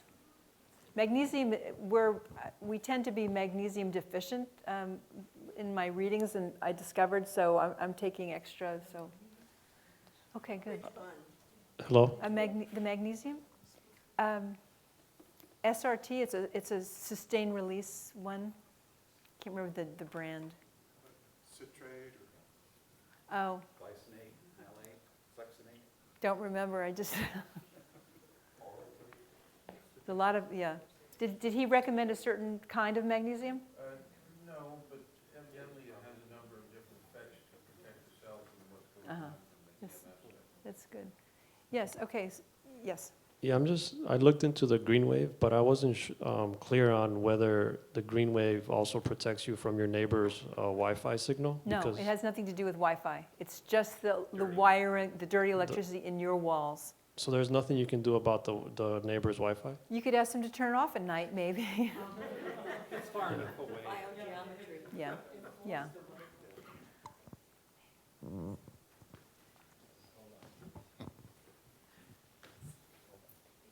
Did you have a comment on his? Okay. Wi-Fi. Yeah, Wi-Fi and smart meters can be partially blocked by just putting up a metal shield between the source and your space. Yeah, I've done there are that. Wi-Fi routers, there are router guards, they're called, and smart meter guards. It's like a little Faraday cage that you can buy. A partial cage. Partial And cage. there's a really cheap solution, and that is most of the Home Depot and Lowe's and places like that sell screen replacement kits for sliding glass screen, the screen for sliding glass doors, and it's like 4 by 7 feet. And that's big enough that if you put that between your smart meter and your wall, that the smart meter can only communicate in the other direction towards your neighbor's house and not into your house. No, I was under the impression it had to be solid metal, not a Well, it doesn't have to be solid metal, it just has to absorb the frequency and dismutate the energy in resistance in the metal. Now, a screen isn't 100%, it won't block it 100%, but I had 2 people who I did this for, and both of them reported that they could use the room now that was next to the smart meter. So it doesn't take it all the way down, but it's really cheap. And so if you have an apartment where, and you know that somebody on the other side has a router, you can just put that behind your bed and at least take out some of that noise. Now, what do you think about having just a metal, Solid metal. That would be great. Because you get that at Home Depot too. And but the best metal would be mu metal, and then next would be copper, and copper is expensive. Yeah. Yes, very. Yeah. Turns out that aluminum foil makes a really, really good filter at the router and microwave frequencies, because up at that frequency, the skin depth is very low, and you do really quite well. So you're saying to wear an aluminum foil hat? Is that what Well, you're talking about? there's a good reason why you might want to do that. But anyway, what I did was on the inside of the window where I have my router hanging, I lined it with aluminum foil so it radiates outward. And then I'm glad we talked here, because I'll do that same thing for the electric meter. It's at 900 megahertz. Great. So one of the ways we were asking about clearing the air of formaldehyde and things like that, so house plants are really good. So NASA did a study, and they came up with a list of house plants that clear the air. So I have a list of them in my book, but also if you Google NASA house plants, it'll tell you the best ones. And get a good doormat, wipe your feet before you come in. And then I recommend, taking your shoes off. And I just got a gift of some socks, a bunch of nice, comfy socks, and I give to my guests who come in because they don't want their feet to get cold. And so it works really well. Yes? I don't want to belabor this microwave issue, but most of you may not realize it because I didn't hear you say it, that the 2.4 gigahertz routers that everybody buys for their computers is actually the exact same frequency that a microwave operates on. And that's why they're dangerous. But the difference is the power. Most microwaves put out a waveguide, so all the microwave output is concentrated in a small little area, which is why you're reading off the back of the microwave where the microwave generator actually is located, and they usually have a box which houses it and keeps it directed in one way. But if Sharp, like you said, manufactures it right, none of it's going to escape. And that's why the glass in the front is actually a shield, not the glass, but the little pattern. So if you have a bad microwave and it's off gassing, you don't want to take your microwave apart and use that to protect your smart power grid. But if you were to actually get a good one that's designed the same way, you could actually see right through it. And you could put it on the back side of your smart meter and block all the microwave output. But the range of 1,000 watts is what a microwave puts out, which is why it boils water.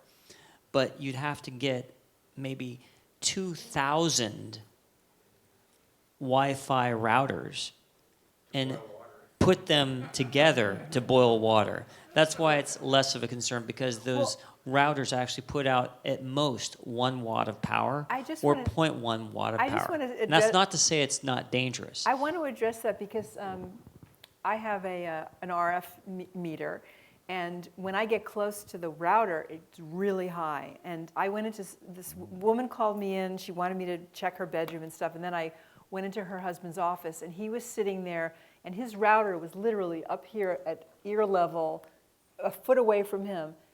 And I said, you really need to move that thing. So he kind of moved away maybe a foot, and I said, how's your health? He goes, my health's fine. And then she pulls me aside, and she said, he just had throat cancer, so he's not fine. Well, it's a good point, though. The routers, they may only put out 0.1 watts of power or 1 watt, depending upon the model and how much is going into them. But they're also an omnidirectional antenna. So they radiate outward in all directions, as opposed to a microwave oven, which concentrates them in a narrow beam. Yeah, that makes sense. So I just wanted to just share with you before we go to the next question. I teach an online course. It's 4 sessions. We just completed one for December. I'm going to run it again in January. But it's everything you ever wanted to know about environmental toxins, from what goes in us, on us, and surrounds us.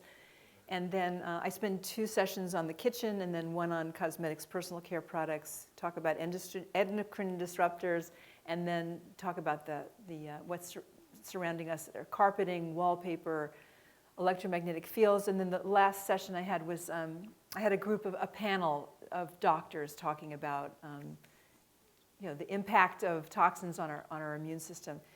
And I also do in-home environmental health detox services. So I have a flyer here if you're interested, and if you want to sign up for my newsletter. I'm not bombarding you every day or week, whatever, but if you want to put your name and email, I'd be happy to send you some tips and things like that. Okay, so more questions. I was wondering how far away you should be from a microwave if you use one a few times a week when it's on. At least 3 feet back. The other room, yeah. I mean, that's where I measured. It usually starts to drop off about 3 feet.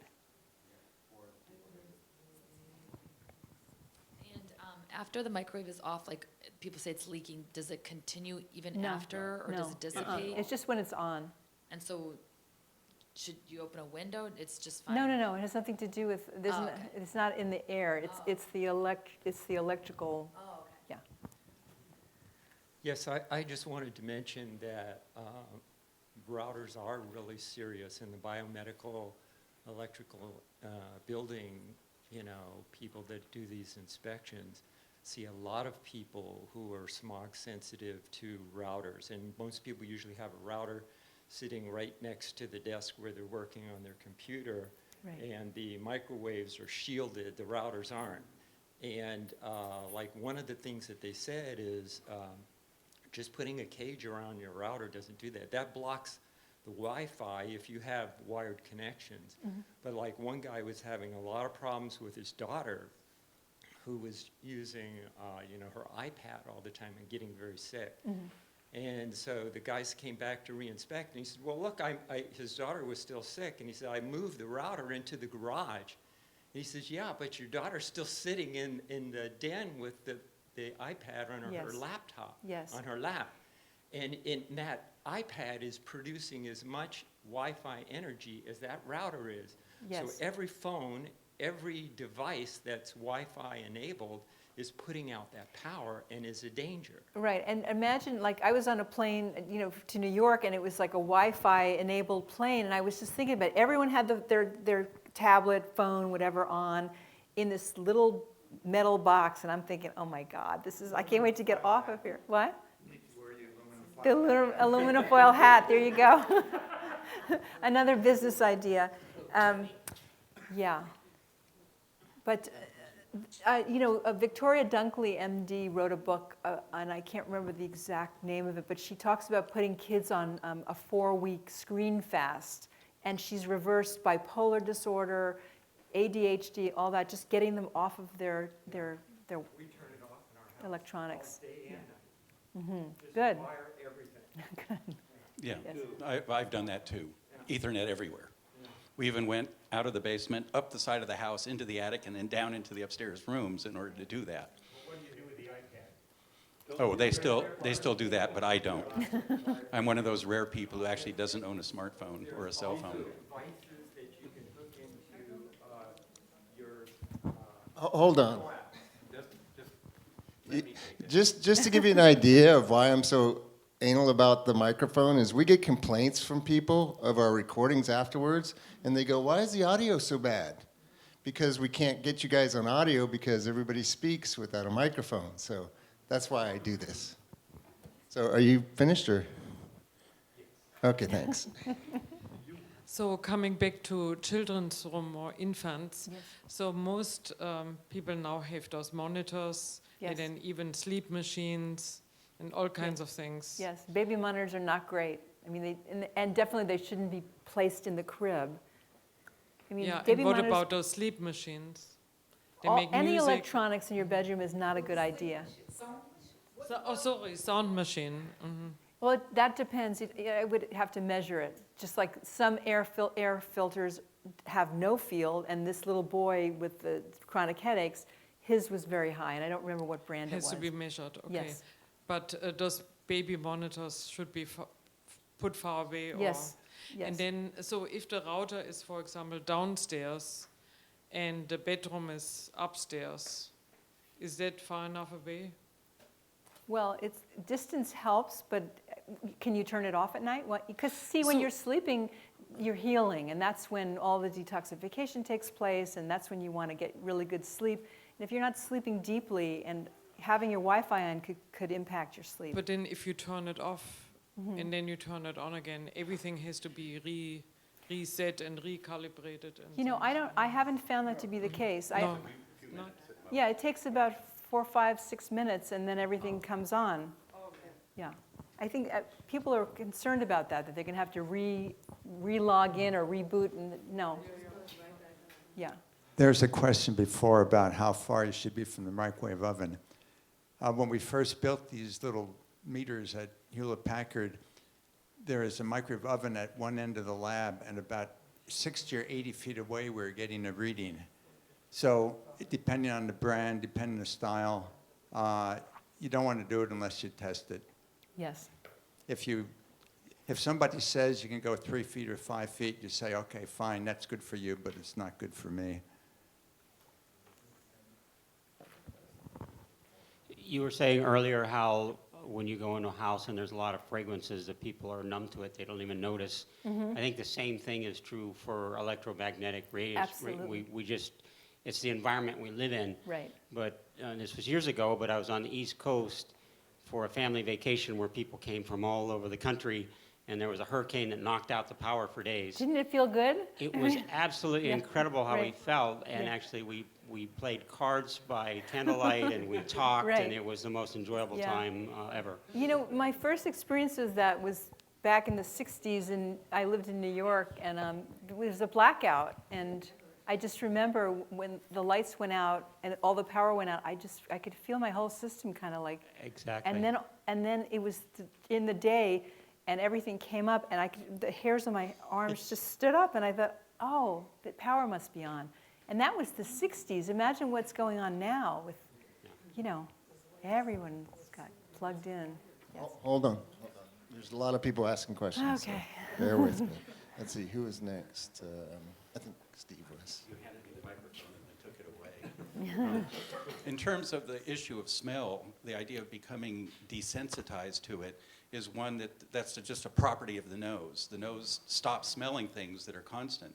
So it's a really good thing to train yourself that anytime you're coming into your home from being outside for an extended period of time, do a smell test, because that's when your nose is resensitized and can actually smell things that otherwise you wouldn't be able to smell. That's a great idea. The other thing is that during holiday seasons and sometimes with people with particular kinds of jobs, you may need to go into a building that's dirty. Dirty electricity, formaldehyde from particle board shelving in their basement or their garage or, you know, whatever. And a lot of the toxicity that you feel is related to your nutrition. So if you're magnesium deficient, that magnesium, that stray energy is going to vibrate your ATP and magnesium molecules apart so that they don't work. So there's a lot of receptor-substrate interactions that operate at the nanomolar level, just tiny concentrations of things like growth hormone and stuff like that, that are very easily disrupted by these kinds of influences. So for example, formaldehyde and acetaldehyde toxicity is a common thing that's found in buildings, and people get sick from that. And if you know that you're going to go over to grandma's house for dinner and spend 4 hours there, you can take some vitamin C and some L-cysteine or NAC and temporarily raise your glutathione levels so that you're not as sensitive to that formaldehyde for a short period of time, so that you don't actually come home with a headache from... And maybe extra magnesium. Yeah, that too. Yeah. Yeah, but any kind of deficiency can make you more reactive to these kinds of energies. That's a good point. And everybody has multiple deficiency issues, I guarantee you. A quickie. I really like what you're saying, and I'm wondering if you can say how much it would cost to have you evaluate our home. Like, I'm wondering if I can afford it, because I think we really need it. Okay, we could talk about it, you know, because it depends on the size of the house and where do you live do you live? Near here. Near here. Yeah, because it took me 2 hours to get here today. So. Oh, you're from where? I'm from Marin County. Northern Marin. So, so I'd have to kind of figure out, but it's not going to be a fortune, but anyway. Yeah. Maybe you can group us. Yeah, if we had maybe 3 people, or yeah, I could do that. So we could talk. We'll powwow afterwards. How about that? Okay. The worst time to use a cell phone is in a moving, contained vehicle such as a car, train, elevator. I don't know about planes, because you're going from tower to tower, and the experts think that it's a change in signal that's really a problem, which is why smart meters are a problem. But also, you're in a metal container, and your head is the antenna. Right. Another thing is 5G is coming to town with a antenna. I mean, they're supposed to be 800 feet apart, but you're going to have 4 companies. You're going to have these things everywhere. And there's a lot of really bad stuff. It's got all the frequencies. It probably resonates with our DNA. The military has been researching for years which frequencies cause which diseases. And I'm told by experts they can aim it at any one person in a crowd, give them whatever disease you want. Okay, so I came from a town meeting not too long ago, and in San Rafael, where I live, they have put a moratorium on 5G. And and it was interesting because there were like 30 people online talking about they wanted to talk about the health impacts, and the FCC will not accept health impacts, but what they will accept is the way things look. So isn't that crazy? But they're like, okay, it's going to ruin the value, the property value they claimed, and they didn't, that it was an eyesore, la la la. Anyway, so we're at least a little bit on hold. But it's kind of like they're rolling it out. And they passed a law in 1996, you can't stop the placement of a cell tower for health reasons, but that doesn't say you can't operate it for health reasons. And there's Elena Poo that's coming up with a document to hold the people that pass this accountable, because you're only temporarily stalling these people, because Berkeley passed, San Francisco passed that we're going to give the information out. Berkeley did. The industry automatically sues for their First Amendment right. I mean, San Francisco won, but they had to pay the opponents multi-million-dollar legal fees. They backed off.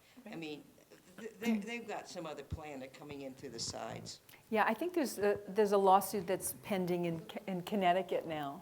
So It's dangerous. it is dangerous, yeah. I have a question.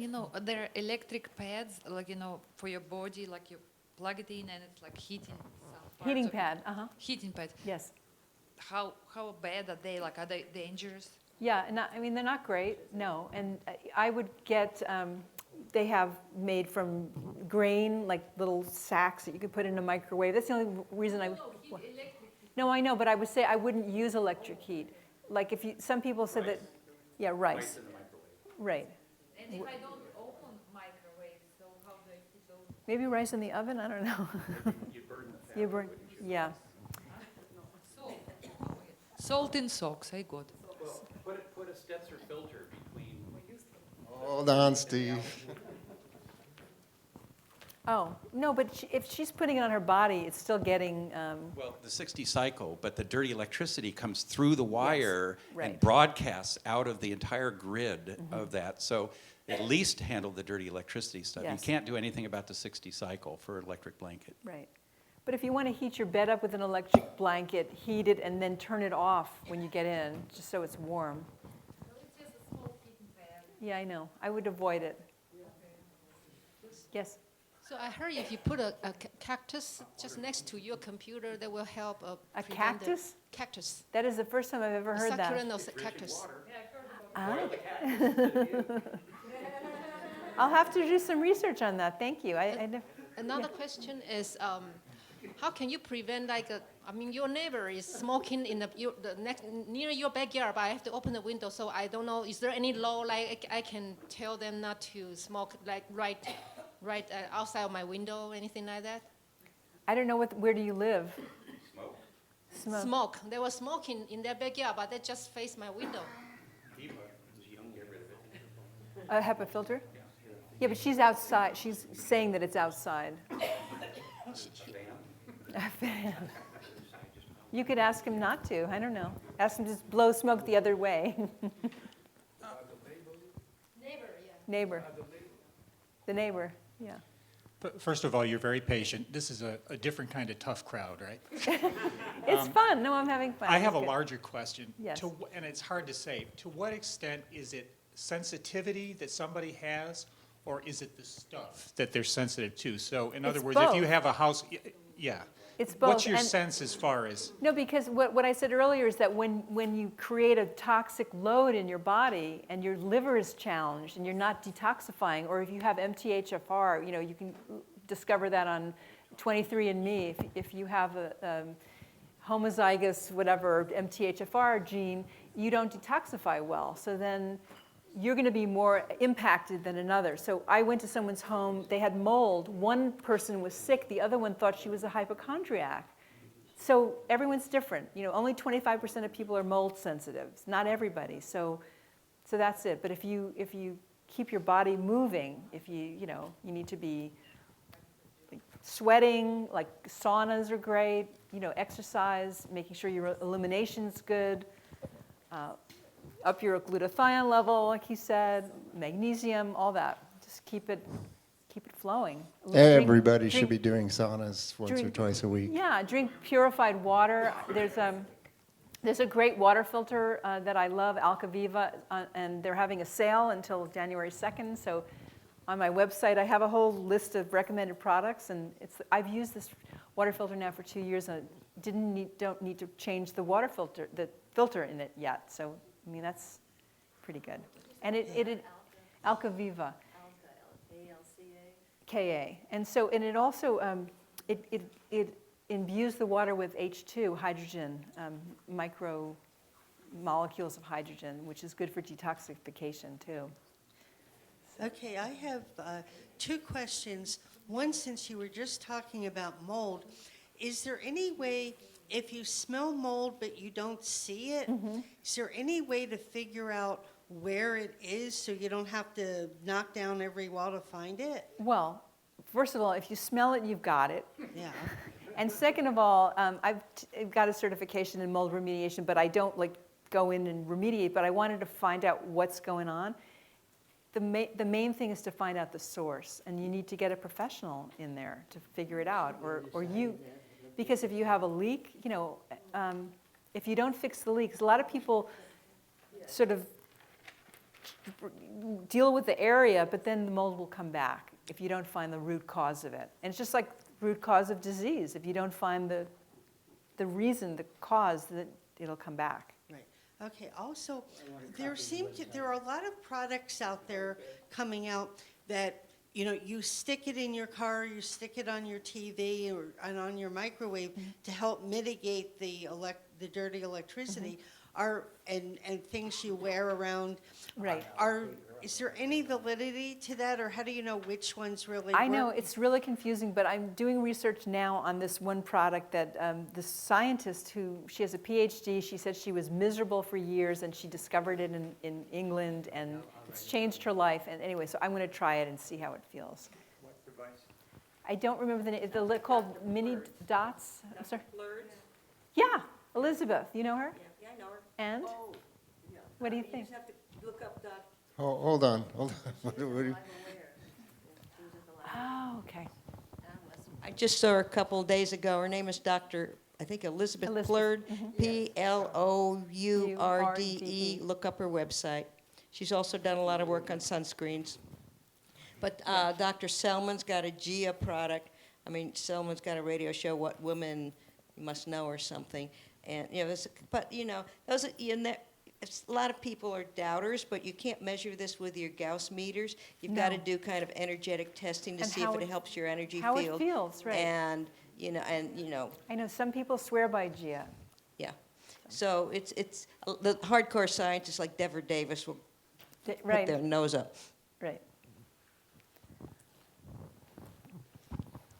One of the things that happens in a lot of these situations is that bad technology advances, and 5G might be a really good example of that kind of thing. But there's some good technology that's advancing right now as well, and that is, instead of using a heating pad, get some infrared LED systems. Near infrared will go through some degree of clothing, it can heat you directly, and it actually improves mitochondrial energy output.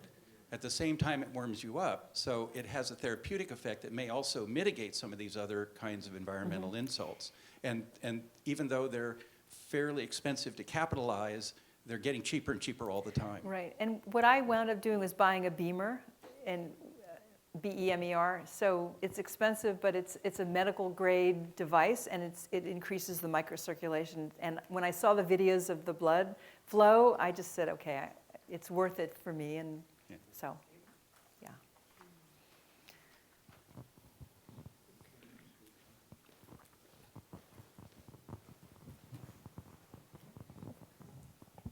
Something else to be mentioned perhaps is the fluorescent lighting is also an RF and dirty electricity source.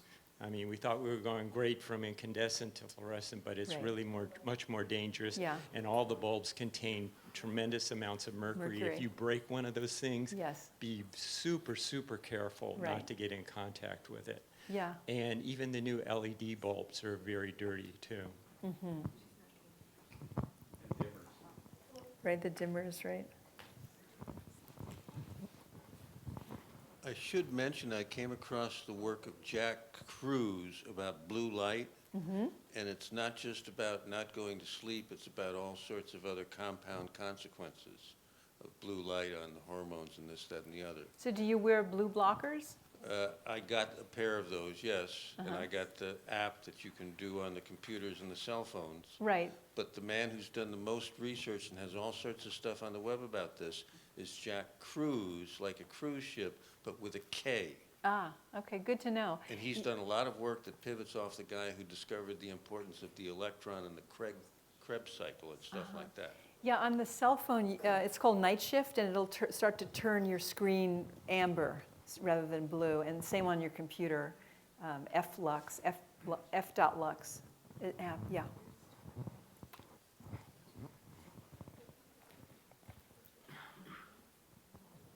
For the last couple of years, I've been using f.lux, and I just turn it down all the time, and I noticed my eyes were not burnt out at all. So you use it all day long? I turn it all the way to 2700. Huh. So the screen is actually looking a little bit orangey. Yeah. Yeah, and just leave it down. If I ever have to do anything with color work, which I don't, I could turn it up for that 5 minutes, then turn it back down again. Oh, that's a good idea. I thought it was automatically. Yeah, it's automatic, but just grab it and pull them all down. You know, Okay. there's a slider bar. Just slide the slider and then give your eyes a break. Great idea. God, you guys are so smart. Used to be called Smart Life Forum. Right, I know. All right. Yep. Oh, one more question. Hi. Regarding water filters. Yes. Apparently, most of them don't take care of chloride and fluoride. Yeah, Are there others that this do? one that I have on my website gets rid of 179 of the most common, and that's in there. Fluoride, yeah. Yes. So, what about distilled water? Is it okay to drink it? No. And you guys can talk about that, right? It's supposed to leach. It leaches the minerals out of your bones. And also, what about this iPad? What they were talking. So, even Wi-Fi is off, it's still dangerous. Even Wi-Fi is shut off. Right. It's not still dangerous. If you turn it off, it's going to quiet everything down. I mean, like iPad, for example, my daughter is on iPad, and Wi-Fi is turned off, and the iPad is on the flight mode. Right, airplane mode. Right. Airplane, so it's safe. better. It's better, yeah. I mean, if she could like put it away for several hours, it would be even better. Because it still emits electricity, right? Mm-hmm. That's what I remember. So you have to turn off the Wi-Fi on the devices as well as the router. And you have to be careful because the new devices coming out, some of them will trick you now because you can go in and put it in airplane mode or Wi-Fi off, and 24 hours later it automatically turns it back on again. Oh, that's interesting. But yeah, you're right. You have to turn it off on your phone as well because it'll pick up from neighboring. Yes, I discovered that recently.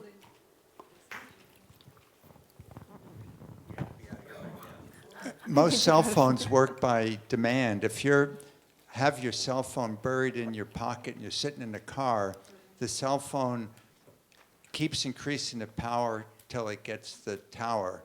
So you have the worst of all possible things. Your leg is absorbing, or your pocket, wherever you're sticking it, is absorbing the cell phone, putting out as much power as it can. So the best thing to do is to always leave it off. I mean, really. Your phone. Yeah, leave your phone off. In your And car. You talking yeah, about? yeah. Well, all the time, unless you want to make a call. Okay. Okay. All right. Anyway, thank you so much, everybody. This has been fun. So sign up for my newsletter and take a flyer if you're interested. I have 2 books. That's all I have for sale. Yeah. So we'll see you back here in January, 3rd Thursday of the month. We have to be out of here by 10 o'clock, so if you're having conversations, you're welcome to continue them outside, but we need to leave the building. Thank you.